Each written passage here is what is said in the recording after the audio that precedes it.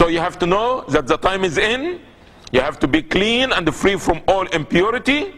You have to have wudu. You have to cover your private parts. You have to face the Qibla, and you have to have intention. Now let's talk about Arkan Salah.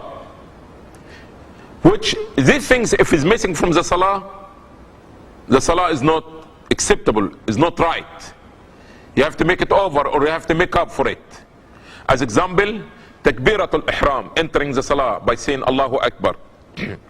Standing in the prayer, except if there is sickness and illness, you have to stand, okay? You could not pray sitting down. But a person handicapped, is sick, this is a different condition. You have to read Fatiha.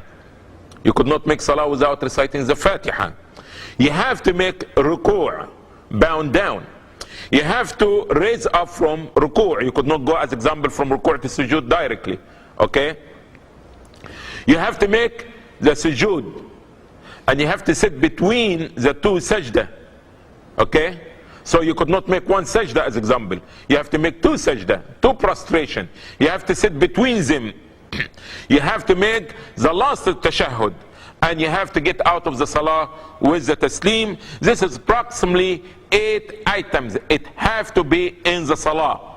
Otherwise the salah is not acceptable. You have to make up this rak'ah, or you have to perform the whole prayer again, okay? So if somebody, as example, makes salah without reciting Fatiha, there is no salah for him. If somebody makes a salah and he forgot one ruku', this salah is not count, okay? So this is what we call Arkan as-Salah. And again, I mention it fast, and this is the takbir of al-ihram, to entering, saying Allahu Akbar, to stand in the prayer, reciting the Fatiha, to bow down, to raise up from ruku', and to go to make sujood twice, and to sit between the sujood, and to make the last tashahhud, at-tahiyyat, and to get out of the salah by making a taslim. Now in the last few minutes left, I would like to let you know that salah, like any other thing of Islam, some mistakes and some innovation had happened to it. And we ask Allah to protect us and free us from all kind of innovation. But in actuality, you find some people, before they make their salah, they raise their hands like this. And they be saying something, I don't know what they're saying, okay, you need to ask them, I don't know. But I don't know what they're doing, this is not. The Prophet ﷺ didn't do this, he didn't teach us to do this. Okay? So you shouldn't be holding your two hands together before you entering the salah. One of the most famous innovation that happening in the salah, and you can see it and hear it almost everywhere, especially overseas, uttering intention out loud. Uttering the intention, this is one, and two, out loud. So it's two innovations together, okay? So the person will say, as example, nawaitu usalli fard al-dhuhr 4 rak'at فرضا لله العلي العظيم علي مؤتما بهذا الامام الشافعي المذهب في مسجد السيد الشيخ مش عارف ايه الله اكبر. That means he say what? I make my intention to pray the Zuhr prayer 4 rak'at behind this imam, who maybe even he names the school of thought that he is about, all kind of things.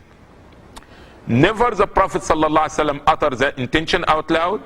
Never he say anything with his tongue. Neither the Sahaba. We have no evidence in Quran or Hadith that intention to be uttered out loud.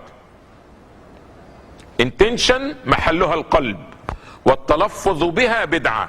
The place of the intention is in the heart, and uttering the intention with the tongue is innovation.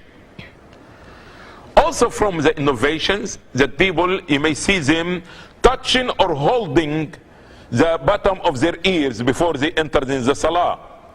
Okay? The sunnah that a person raise his hand to the level of his shoulder, or maximum to the level of the end of his ear, but not touch or holding the ears. Some people before they start, they do it like this. They put the thumb behind the ear, or they holding like this, and after this, Allahu Akbar, and he enters the salah. Also, from the innovations or mistakes that people do during the salah, when they come out of ruku' after the bound down position, they say, Sami Allahu liman hamidah, Rabbana lakal hamd hamdan kathir, and he look up. And the Prophet ﷺ had forbid this. And he said that the people who did not give up, look into the sky after the ruku', they should be scared that maybe Allah will snatch their vision. He will make him blind. This is not for the adab and the discipline and the behavior of the salah. You shouldn't do this. And this is very common. You found some Muslims say, Sami Allah liman hamida Rabbana wa lakal hamd, and they look up like this. This is not right. Also from the innovation and the mistakes, that during making tashahud at tahiyyat, that some people, they don't raise their fingers until they come to what? Ashhadu an la ilaha illallah wa ashhadu anna Muhammadan abdu wa rasuluh, and after this they put the finger down. This is wrong. Or this innovation, okay? So he say, Ashhadu an la tahiyyatullah salatu tayyibat, and when it comes about Ashhadu an la ilaha, he raises Ashhadu an la ilaha illallah wa ashhadu Muhammadan abdu wa rasuluh, and this is not right. You raise your finger when you start say at-tahiyyatu lillah. Some people, they pray with their hands to the side. They don't put their hands here or here or here. This is not in the sunnah in any place. And they claim that this is the madhab of Imam Malik. Imam Malik did not do this. This is not right. So putting the hands to the side is innovation or a mistake. Some people pray by using a stone. They take a stone or a special rock, and when they put it in front of them, and when they go to prostrate, they will prostrate on the stone. This also innovation or a mistake, and there is more comments and other mistakes. You may observe it here and there, and inshallah there is others in the wudu. We can talk about it when it comes to wudu. Thank you for watching. May Allah bless you, and may Allah subhanahu wa ta'ala help all of us to perfect our prayer, and we make our prayer according the way of the Prophet Muhammad sallallahu alaihi wasallam. Thank you for your time and your listening, and special thanks to our brothers in Mecca Communication. May Allah subhanahu wa ta'ala bless you. سبحانك اللهم بحمدك أشهد أن لا إله إلا أنت أستغفرك وأتوب إليك. بسم الله الرحمن الرحيم. الحمد لله أحمده وأستعينه وأستغفره. نعوذ بالله من شرور أنفسنا ومن سيئات أعمالنا. من يهديه الله فلا مضل له ومن يضلل فلا هادي له. أشهد أن لا إله إلا الله وحده لا شريك له وأشهد أن محمدا عبده ورسوله صلى الله عليه وسلم. Dear viewers, we'd like to welcome you to this program, inshallah, which is continuation for the previous program concerning Salah in Al-Islam, the prayer in Al-Islam.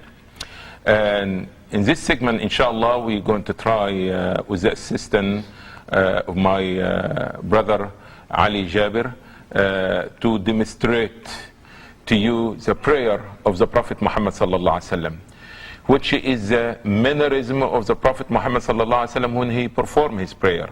And this is the way that every Muslim, male and female, should try their best to do it exactly like the Prophet sallallahu alaihi wasallam. We're going to be reading to you from Kitab صفة صلاة النبي. صفة صلاة النبي لمحدث هذا العصر الشيخ محمد ناصر الدين الألباني حفظه الله. من التكبير إلى التسليم كأنك تراها is well known famous book. It is in Arabic as well as in English, and this was a choice of many brothers and sisters to hear from the book and to see the demonstration according to this book, inshallah. And basically we had talked before in the previous program concerning the importance of the salah and the conditions and requirements of the salah. So basically we're going to start to read a little bit here, which is the first thing is istiqbal al-qibla.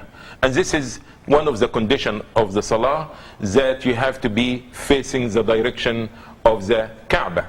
And being living in United States here, we face northeast.